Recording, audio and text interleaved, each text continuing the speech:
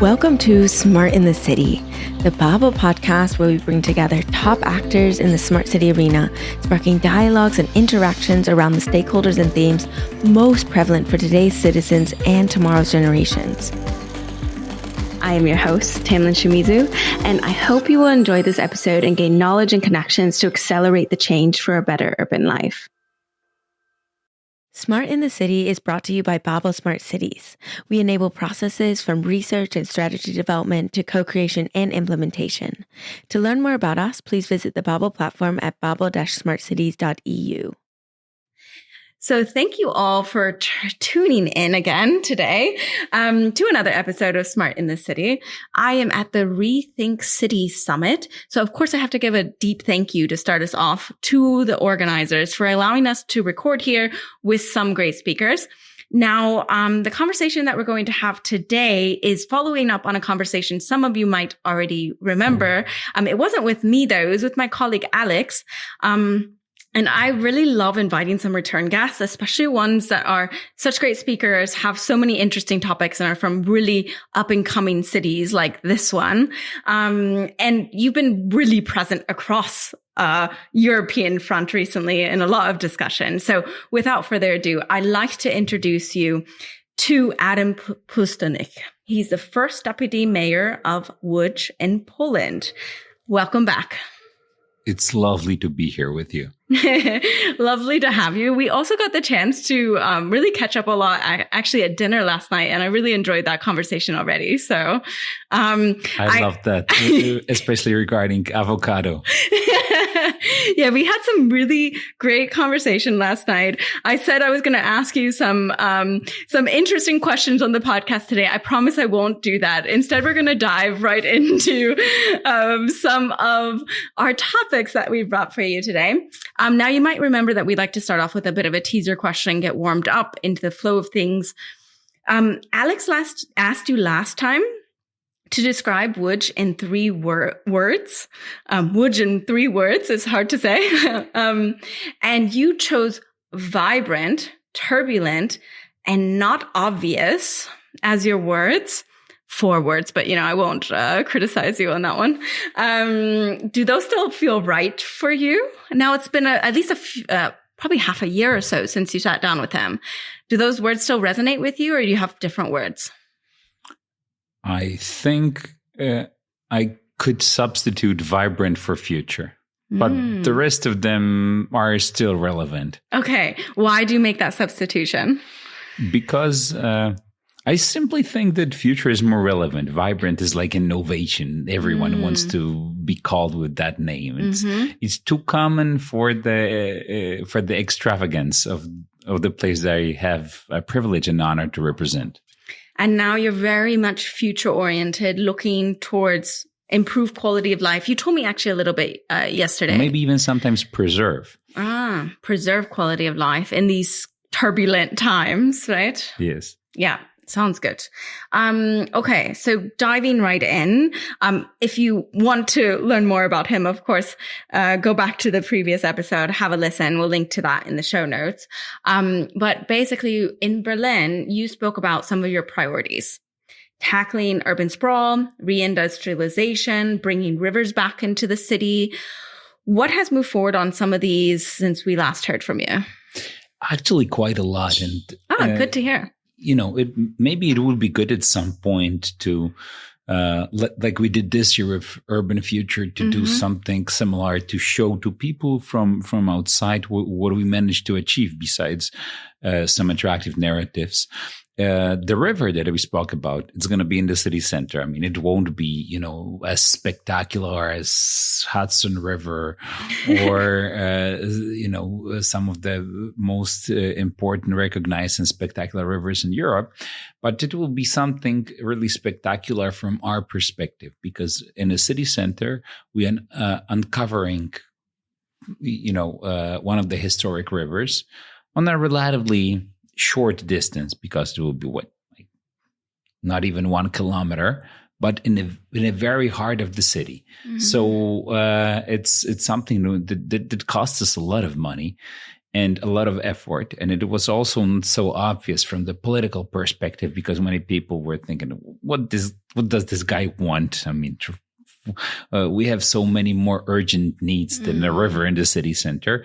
But I'm fully convinced, and I'll stick to my values, that this will be one of the most important projects for the city center dynamics in the years to come. And it will be ready next year. We already started digging. So there are many people who are doing the construction works, and kind of, 6 to 9 months time, it will be ready, but you can already see the works.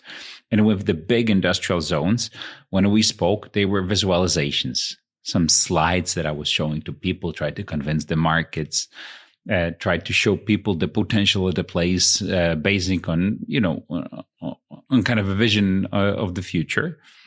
And many people believed us. So I already on huge amounts of lands, hundreds of hectares, hundreds of thousands of square meters, you see construction, growing factories, growing industrial parks. And for a place that still needs to rebuild its economic base, it's really important.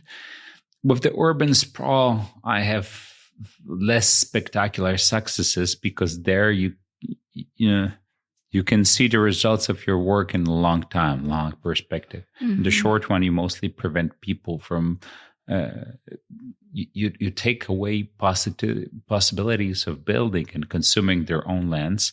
So what you experience is mostly political consequences and quite serious social unhappiness. But I believe that in long term, it will be one of the most important moves and political decisions that we have made. Thanks for the update. Really interesting. I'm a big believer in having water in cities. There's actually a lot of psychological studies as well that show that if you're around water during your everyday commute or everyday life, that you have a heightened sense of peace and happiness in your life. So hopefully your residents also feel that from the river. I always want to live in a place that has a river or piece of water near it. That's just who I am. So I hope that's also brings your residents some of that peace and happiness as well. So Łódź has been getting a lot of attention. Also, you've been really raising the bar on really showing people and telling people what Łódź is doing. In development, your investment efforts, have you noticed any concrete results or new opportunities coming out of this recognition? Yes and no. There come a lot of initiatives like Urban Future, or as a result of this kind of drawing the attention of this kind of community, but it's not. It's not that suddenly hundreds of millions of euros will appear on some project. That would be great, right? That would be great. But they were not even our expectations. We just wanted to draw attention on many levels on some elements that we do, because we're not London, we're not Vienna, we're not Paris, that everyone in the world, no matter if you're in Australia or Alaska, everyone knows those cities. Barcelona, Rome, Paris, London. If you're like us, if you're like Stuttgart, if you're like Birmingham, if you're like Lille, if you're like Liège, you have to do a lot of work to show that you're on the map, and it brings results sometimes even, in the long term. There are a lot of people in communities that deal with cities or around cities who do a lot of projects, who have magnificent ideas, and a lot of ideas and a lot of projects have come back to us, as a result of this kind of a marketing offensive, if you can say it like that. But it's a different type of gain than kind of infrastructural or more industrial investments. Yeah, I'm working a lot in the topic of urban identity and how that can accelerate innovation. So I'm really excited to see how your work on that front can accelerate innovation and also attract investment. So we'll be following along closely, definitely in the coming years. So you had a topic that you brought to the summit that you spoke about, I think mostly around green transformation. I unfortunately was doing another podcast recording, so I didn't catch it, but I want you to tell me about it now. What did you talk about? And tell the listeners kind of your approach there. Today? Yes, today. Today, paradoxically, I was optimistic, but at the first sight, you could think it differently. I'm intrigued. I was mostly speaking about kind of obstacles and what are the challenges that we have to mitigate or think about. And in my opinion, I'm quite deeply convinced to this opinion. The major obstacles in terms of kind of sustainability and making the cities more livable, to take care of the nature of the environment. So the major obstacles are political. Mm-hmm. So, from your viewpoint, is there any solution then, or like what's missing to kind of push the political needle? It's not that I have a very clear set of all ideas and solutions to the issues of the current political debate. I hope I had this knowledge, but I don't. The things that I'm convinced about is for us in leadership positions, for the world of academia, for the center element of the political spectrum is to finally and truly and genuinely become aware of the fact that we live in bubbles. Big city, middle class or upper middle class bubbles of people who are convinced that the entire world thinks like them, or that what we think is right is the common feeling. No. And in current political situation where the alternative right movements who question climate change, they question a need of setting sustainability or focus on the environment in the center of political agenda, they said it's wrong. They have a different idea. I'm not, we're not going to discuss if it's good or bad, but it's a fact. Mm-hmm. It's a fact. And if you want to have a chance, tools and resources to implement and to push forward your political agenda, you need to have support. And right now, when you see that previously, often extreme opinions like promoting the consumption of fossil fuels or coming back to the old ways, drill baby drill agendas and stuff like that. And they're right now mainstream. Yeah. And many political forces in Europe, I'm not speaking in the state of Tennessee or South Carolina or Georgia or whatever, but I'm speaking in France, Germany, Great Britain, Poland, Norway. They're becoming mainstream such views, and they want to tackle and reverse a lot of accomplishments of the so-called liberals, centrists, social democrats, leftists, and because they said it's ideological. And if we want to succeed and not lose the fruits of our work, we need to. I think the first step is to acknowledge and take seriously the fact that that what we thought in the administration and in the EU institutions and the environments around us is a bubble. It's a bubble. And it's oftenly detached or does not take into account the opinions of the huge parts of not only European, but generally societies. And in democracy, if you want to succeed, you have to win support for your ideas. You cannot just think that you're right. Yeah, we could go down such a long conversation with this, but thank you so much for your thoughts there. I'd like to ask you as well, we're doing a little mini episode today. So we've already come to the time when I give you a little bit of the open floor. Is there a topic that you think is super important, a project or anything that you'd like to tell the listeners about today? I think that uncovering the rivers and the reindustrialization elements, those two projects are the most spectacular ones that we do. There is no one single project that I would like to say, because we did not have like one element that would be a blockbuster, but a combination of reindustrialization, bringing up the rivers, and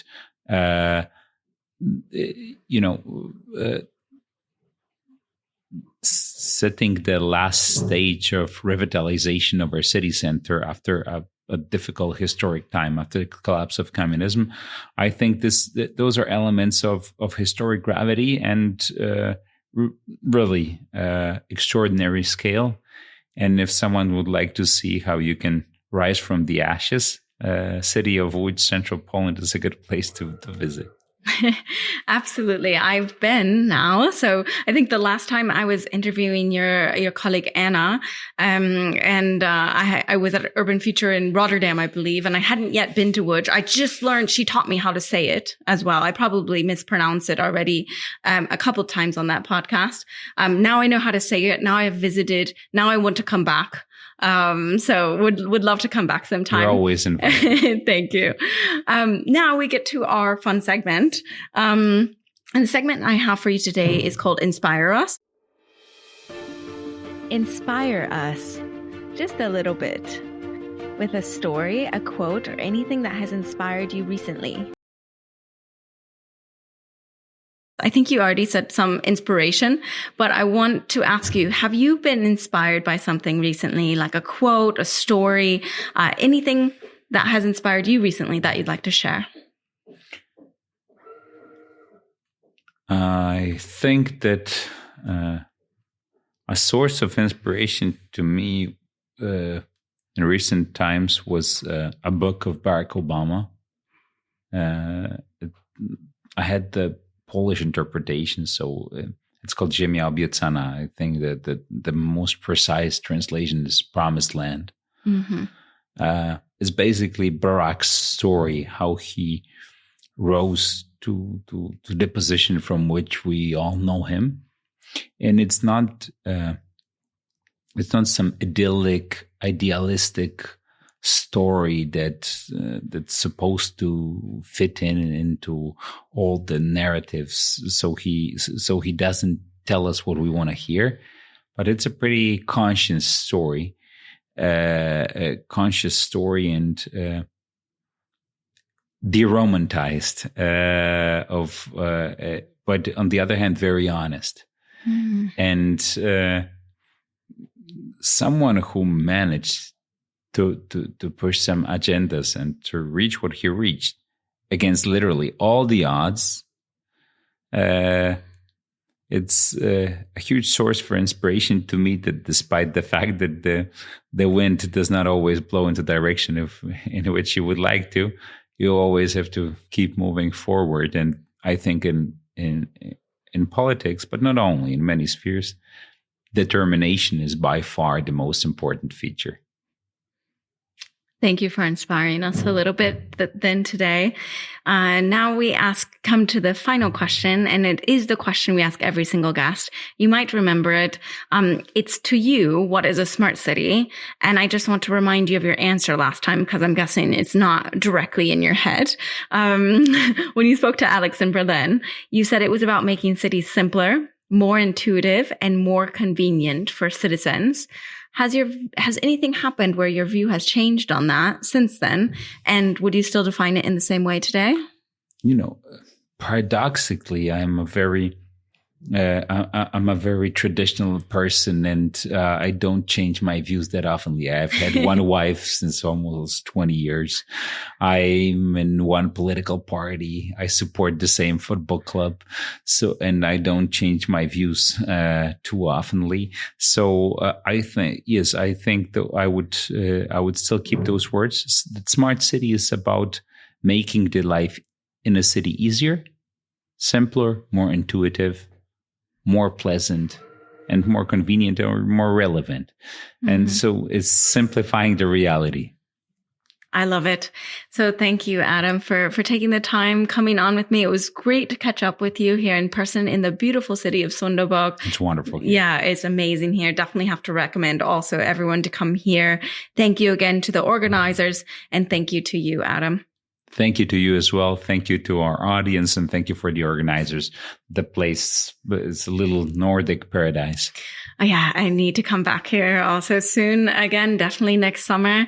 And yes, I also have to give a big thank you to our listeners. None of this would happen also without you.